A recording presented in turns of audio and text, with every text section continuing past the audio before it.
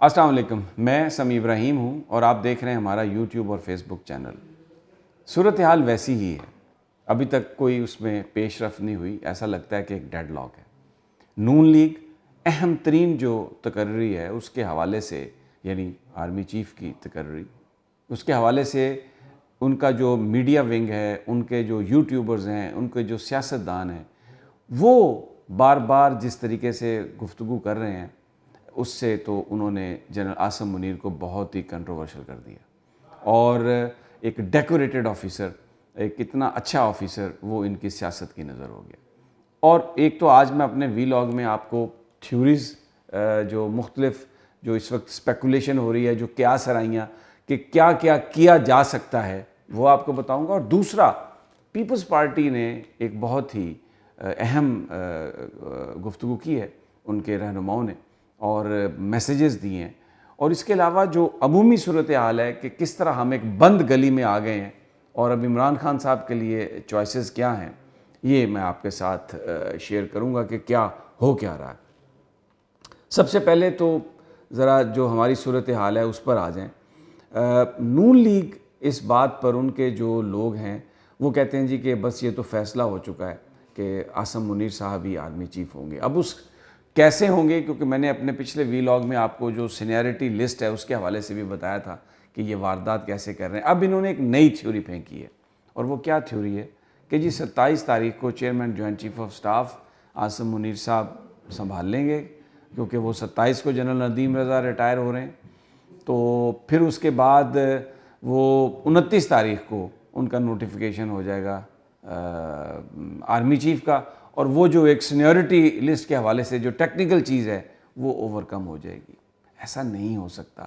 پاکستان کی فوج اور اس کا سربراہ بہت ہی غیر سیاسی عہدے ہیں، اور سب کو یہ قابل قبول ہونا بہت ضروری ہے۔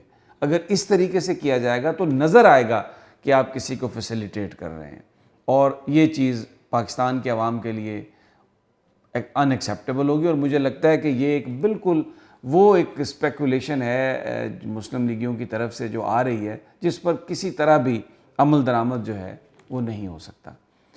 اس میں دوسری جو گفتگو کی جا رہی ہے وہ یہ ہے، جو لوگ سمجھتے ہیں، لوگ خدشات کا اظہار کرتے ہیں، لوگ پریشان ہیں کہ اگر یہ ایک ڈیڈ لاک آ گیا تو پھر کیا ہوگا۔ اس میں کوئی شک نہیں کہ جنرل قمر جاوید باجوہ کے الوداعی دورے شروع ہو چکے ہیں، اور وہ اس وقت بالکل ایسا ہی ہے کہ وہ جانے کے لیے تیار ہیں۔ لیکن ایک بڑا سوال ہے، اگر سچویشن ایسی ہو گئی کہ کسی پر کوئی اتفاق نہ ہو سکے اور صورتحال خراب ہو جائے، تو پھر کیا کریں گے جنرل قمر جاوید باجوہ؟ کیا وہ اسی حالت میں اپنی ریٹائرمنٹ لے لیں گے؟ کیا وہ نہیں دیکھیں گے کہ یہ جو کچھ ہو رہا ہے اس کا امپیکٹ کیا ہے؟ بہت سارے لوگ یہ کہتے ہیں کہ یہ جو سچویشن جس طرف جا رہی ہے اس میں ہو سکتا ہے کہ بالکل کوئی ایسی کہانی بن جائے کہ اس میں باجوہ صاحب کو یہ کہنا پڑے کہ میں ابھی ان حالات میں یہ چھوڑ نہیں سکتا کمانڈ کو، کیونکہ جو عہدہ ہے اس کی تقرری کنٹروورشل کی جا رہی ہے، اور یہ پاکستان کا سب سے بڑا ادارہ ہے جو سیکیورٹی کا ذمہ دار ہے، اور اہم ترین اور طاقتور ترین عہدہ ہے، and it should stay a political as it is. تو کچھ بھی پھر اس میں صورتحال بن سکتی ہے۔ یہ سارے کا سارا جو معاملہ ہے، اس نے ایک لوگوں کے ذہنوں میں ایک طرح سی افراتفری، ایک کیوس ہے، کاروبار بالکل ٹھپ ہو کے رہ گیا۔ آپ کسی بھی مارکیٹ میں جائیں، آپ کو کوئی انویسٹمنٹ نظر نہیں آ رہی، کہیں پر خریدار آپ کو نظر نہیں آ رہے، اور ہر آدمی ایک طرح سے سہما ہوا ہے کہ آنے والے وقتوں میں کیا ہوگا۔ جو جیورسٹ ہیں، جو ریٹائرڈ ججز ہیں، ان کا یہ کہنا ہے کہ ماورائے آئین کوئی قدم نہیں اٹھایا جا سکتا، اس لیے کہ سندھ ہائی کورٹ کا فیصلہ اور سپریم کورٹ کا فیصلہ بڑی وضاحت سے یہ بیان کر رہا ہے کہ اگر کسی نے کوئی ماورائے آئین قدم اٹھایا تو اس کا نتیجہ بہت برا نکلے گا۔ تو پھر کیا عدالتیں کسی ایسے اقدام کو جائز قرار دیں گی، یا کوئی ایسی صورت نکالیں گی؟ کیونکہ اس وقت جو صورتحال ہے وہ ایک ڈیڈ لاک کسی ہے، اور لوگ پریشان ہیں۔ اب پیپلز پارٹی کے حوالے سے میں ایک بات کرتا ہوں. لطیف کھوسہ صاحب بڑے اہم آدمی ہیں پیپلز پارٹی کے، سابق گورنر ہیں، زرداری صاحب کے بہت قریب ہیں. انہوں نے یہ کہا ہے کہ اس میں کوئی شک نہیں ہے کہ پچھلے 6-7 مہینوں سے پارلیمان کے اندر جو بھی سیاسی جماعتیں ہیں وہ اس ملک کے نظام کو چلانے کے لیے کامیاب نہیں ہوئی، اور یہ ملک نہیں چل رہا.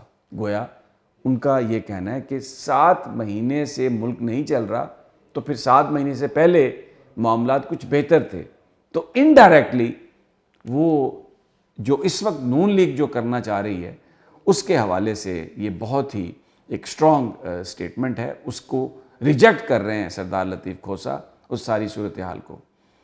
عمران خان جو شہباز شریف جو ہیں یہ اگرچہ آ گئے ہیں پاکستان، لیکن بتایا جا رہا ہے کہ ابھی پی ڈی ایم کے ساتھ فوری طور پر ان کی میٹنگ سربراہی نہیں شروع ہو سکی، کیونکہ کہا جاتا ہے کہ وہ بیمار ہیں.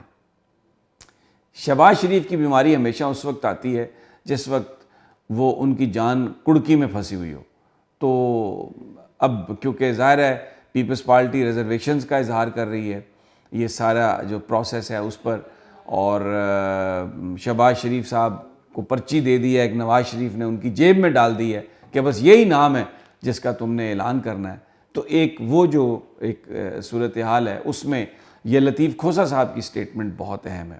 دوسرا ایک اور بڑا اہم نقطہ انہوں نے اٹھایا کہ الیکشن اگر ہونے ہیں تو وہ چیف الیکشن کمشنر جو ہے اس کی بڑی اہمیت ہے، لیکن جو موجودہ چیف الیکشن کمشنر ہیں اس کو اگر ہم دیکھیں تو عمران خان صاحب تو ان کے زیر سرپرستی انتخابات کے لیے تیار نہیں ہیں. وہ تو یہ کہتے ہیں کہ اگر انہوں نے انتخابات کروائے تو یہ تو مسلم لیگ نون کا ایک کیمپ ہے، تو یہ تو نہیں صحیح انتخابات کروا سکتے.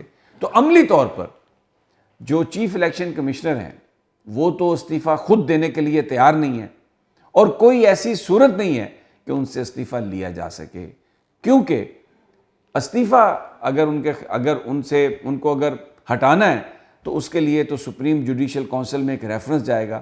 ہٹانے کا وہی طریقہ کار ہے جو ایک سپریم کورٹ کے جج کو ہٹانے کا طریقہ کار ہے. تو پھر اس میں جو اس وقت سپریم جوڈیشل کونسل کی کمپوزیشن ہے اس میں تو چیف الیکشن کمشنر جن لوگوں کے ساتھ کھڑے ہیں، جس گروپ کے ساتھ کھڑے ہیں، بظاہر وہ سوچ رکھنے والے ججز کی اس میں اکثریت ہے. تو اس لیے اس بات کا کوئی امکان نہیں ہے کہ سپریم جوڈیشل کونسل میں اگر ریفرنس جائے تو supreme judicial council chief election commissioner کو ہٹا دے اپنے عہدے سے. تو یہ بھی ایک ڈیڈ لاک ہے. تو پھر عمران خان کا جو دھرنا ہے اس کی ایک بڑی، جو لانگ مارچ ہے اس کی ایک بڑی اہمیت ہو گئی ہے. اور ایک بڑا سوال یہ ہے کہ اگر انتخابات کی تاریخ نہیں ملتی اور اگر چیف الیکشن کمشنر اس طرح خود سے مستعفی نہیں ہوتے تو پھر، اور ان حالات میں اگر تقرری آرمی چیف کی کوئی اس انداز سے کی جاتی ہے جو اپیرنٹلی ماضی کی ٹریڈیشن سے ہٹ کے ہے، تو پھر کیا ہوگا؟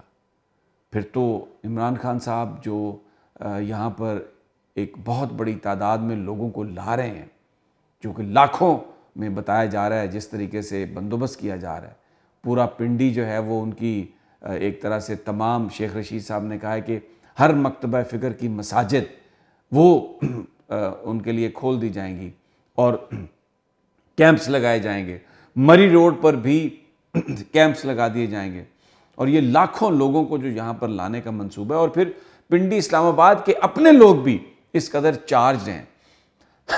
اس ساری صورتحال میں کیا ہوگا، اس میں بڑا ابہام ہے اور بڑا خوف بھی ہے. اگلی ویڈیو تک اجازت دیجیے، انشاءاللہ جلد ملاقات ہوگی. اللہ نگہبان.